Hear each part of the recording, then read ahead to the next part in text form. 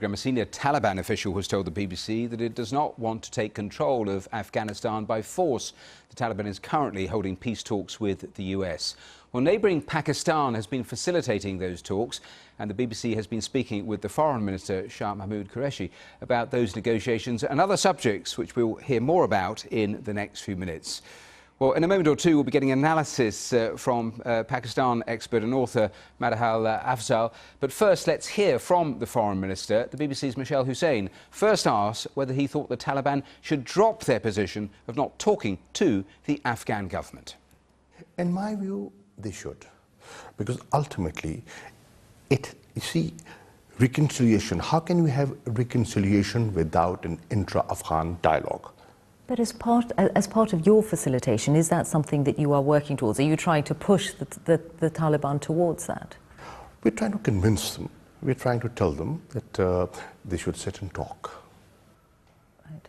Without preconditions, because their precondition is the removal of foreign forces from Afghanistan. You see, everything is on the table. There are no preconditions. They're setting, they're open. Well, there are preconditions as far as the Taliban is concerned. They've been very clear that they won't meet the Afghan government until there's a commitment to withdraw foreign troops. See, that has been their continuous stance, and obviously to move things forward, that will have to be discussed. And it is being discussed that there's a considerable part of the country that is not in their control. So new realism is setting in, and a more realistic approach is being adopted. Yeah. But what is ongoing is the security reality in Afghanistan. If the Americans were to start a pullout, would you be concerned about the security implications of that? Would you have confidence that the Afghan security forces at this point in time could provide security to the country? It depends on the timing of the pullout. Without a proper understanding and arrangement, a sudden pullout could be dangerous. Nobody wants chaos there. Nobody wants anarchy there. Nobody wants a civil war in Afghanistan. And we still are hosting 2.7 million Afghan refugees in Pakistan. What we are looking for is an honorable, dignified return of these Afghans back to Afghanistan. We do not want another influx. So it'll have to be carefully crafted. So let's get reaction from the Pakistan expert Madhal Afzal, who's in our Washington studios. Welcome here to the programme. You were just listening there. I mean, what is the likelihood of the Taliban actually having talks with the Afghan before any sort of US withdrawal, do you think?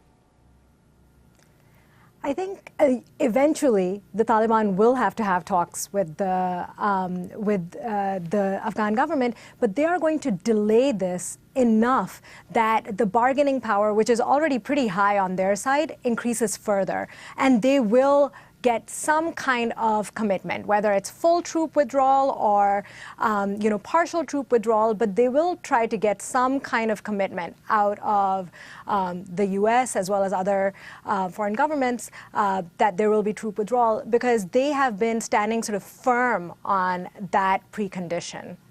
I mean, you heard what the Pakistan Foreign Minister was saying in terms of his hopes of those sorts of talks taking place. He then went on to talk about his concerns about the speed of the US withdrawal.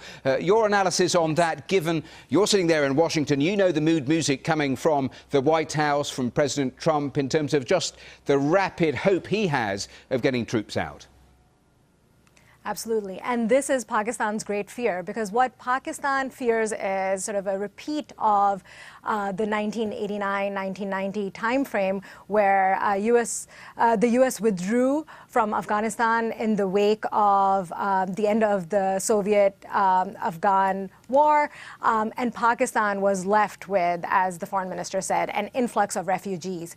So that is something that has been a huge part of the narrative in Pakistan about the problems that Pakistan has had to face since 1990 in terms of Afghanistan, and that is something that Pakistan will they've called it abandonment, and they'll see it the same way, U.S. abandonment, and this is something that Pakistan will try its level best to ensure does not happen again.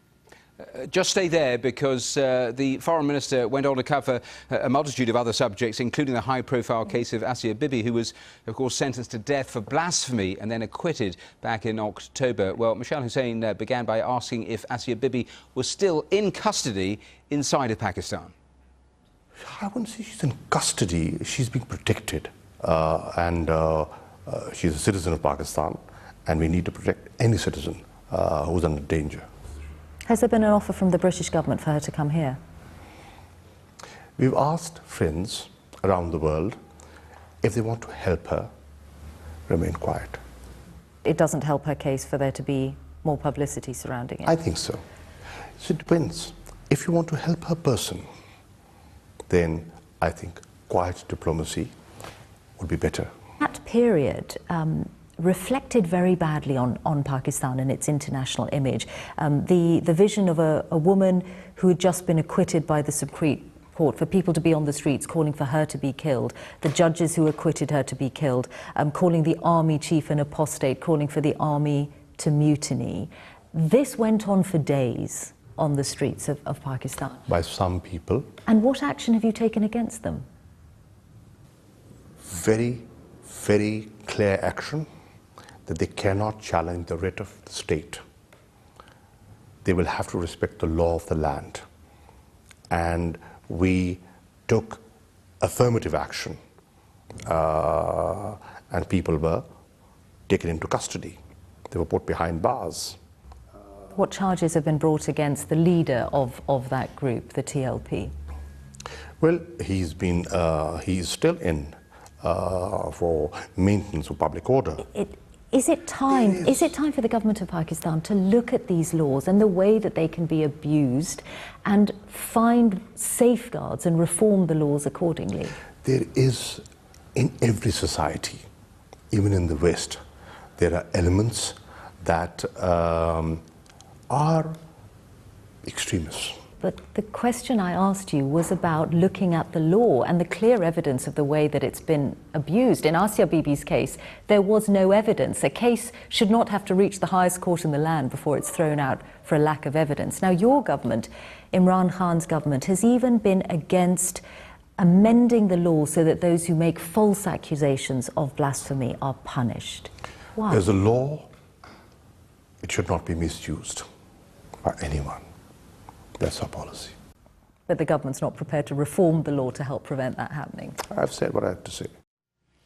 Madiha, you were listening to that. Your analysis both on the original acquittal, the crackdown, whether it really was a crackdown on those protesters, and that fact that we heard there that there doesn't seem to be any real prospect of a change in blasphemy laws. Sure.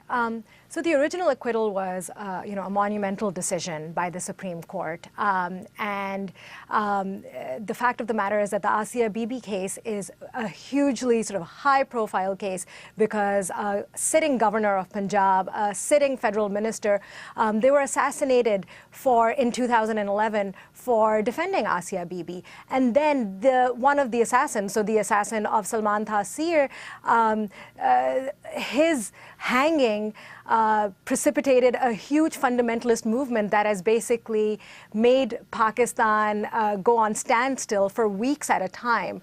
So the fact that the Supreme Court took this decision to acquit her, I think should be taken as a monumental step.